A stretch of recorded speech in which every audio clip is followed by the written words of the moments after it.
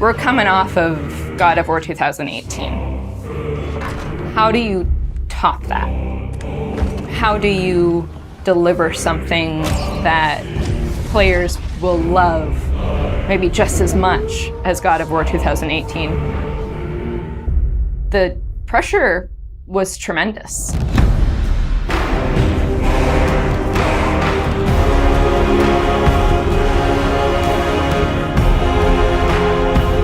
My name is Ariel Angelotti, and I am the senior producer for narrative. My name is Rich Gaubert.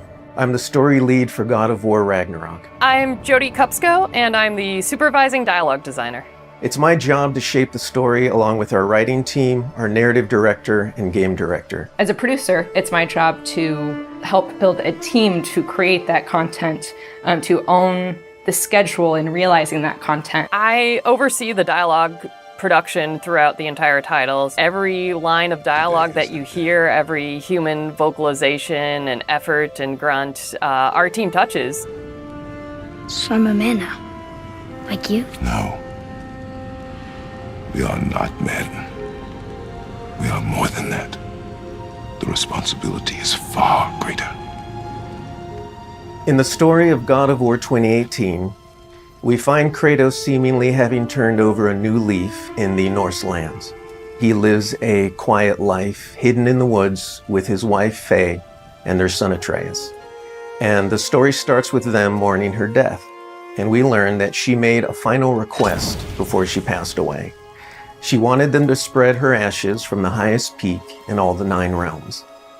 He's scared of being a bad father, a bad influence, and as a result, it's made him an absent father.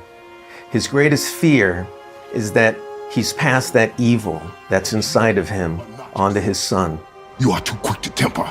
You are rash, insubordinate, and out of control. This will not stand.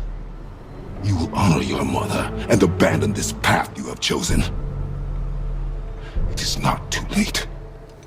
They befriend Freya, who is an exiled Vanir goddess who used to be married to Odin. They meet Mimir, the self-proclaimed smartest man alive, who serves as their guide and their confidant.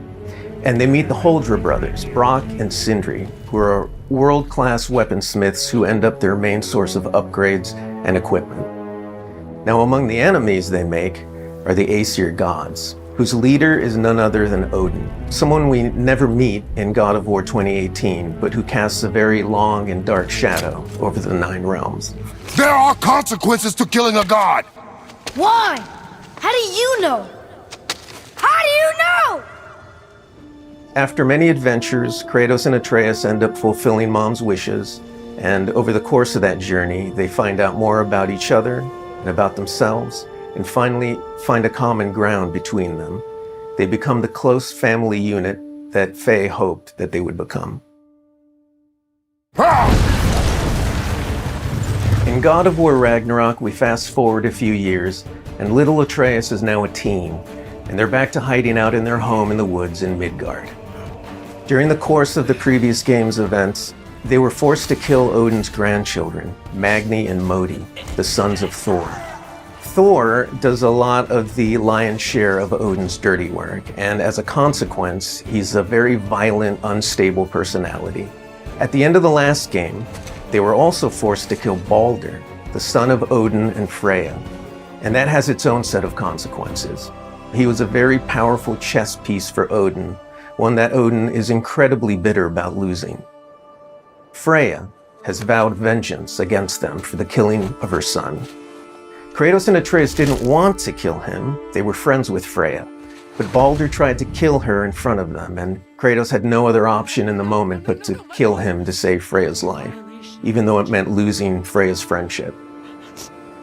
I will parade your cold body from every corner of every realm and feed your soul to the vilest filth in hell. That is my promise. He saved your life. He robbed me of everything.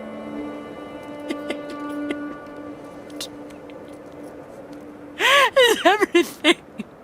His death is also foretold to bring about Fimbulwinter, which is a brutal 3-year winter that is then followed by Ragnarok.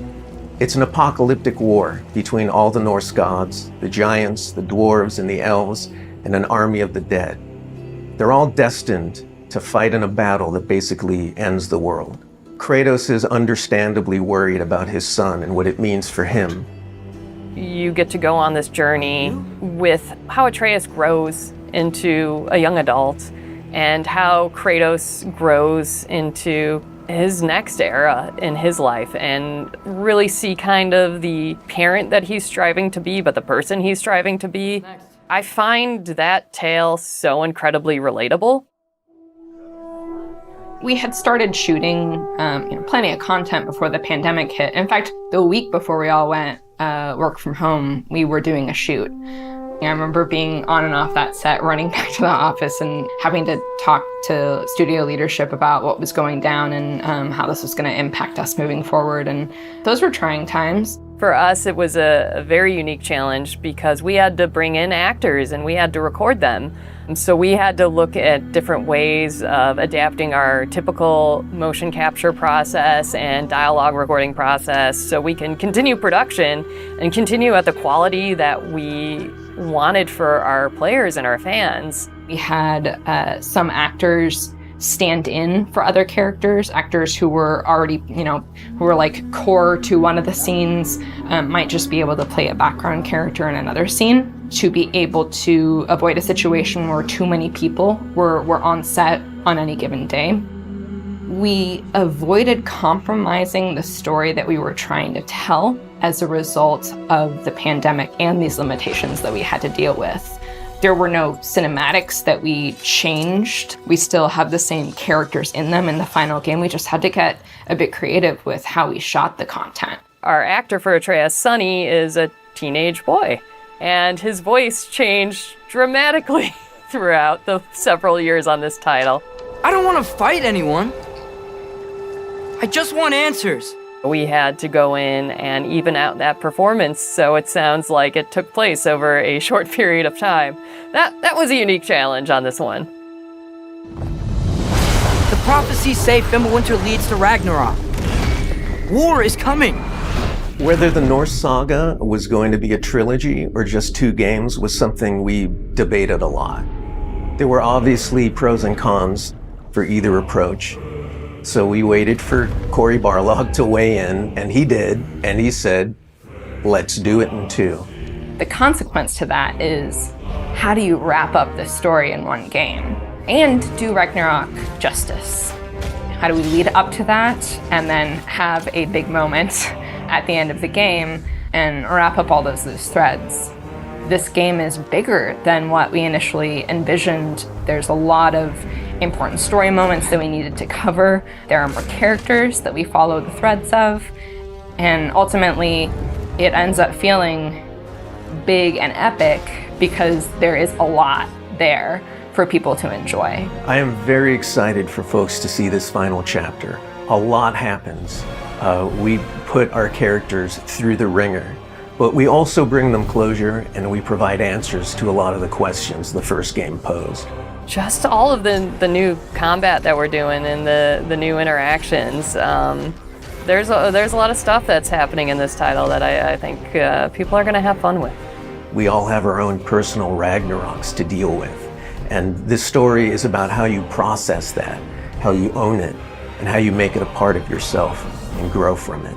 I mean, we set some stuff up at the end of last game. There's going to be some consequences this game. We're going to see how things play out between Freya and Kratos. We're going to see how the evolution of the family relationship continues. You got Brock and Sindri, the dwarves, who are kind of part of your makeshift family now. And there's going to be some other characters that we introduce that maybe going to disrupt the balance a little bit. I can't wait until players get their hands on the game or are able to experience how the story unfolds for themselves. We have, I think, an incredibly well-rounded game. Very satisfying combat, beautiful and rich environments to explore, outstanding character art, a lush and moving soundtrack and soundscape. It's the work of hundreds of very dedicated artists, and they all have their own stories to tell.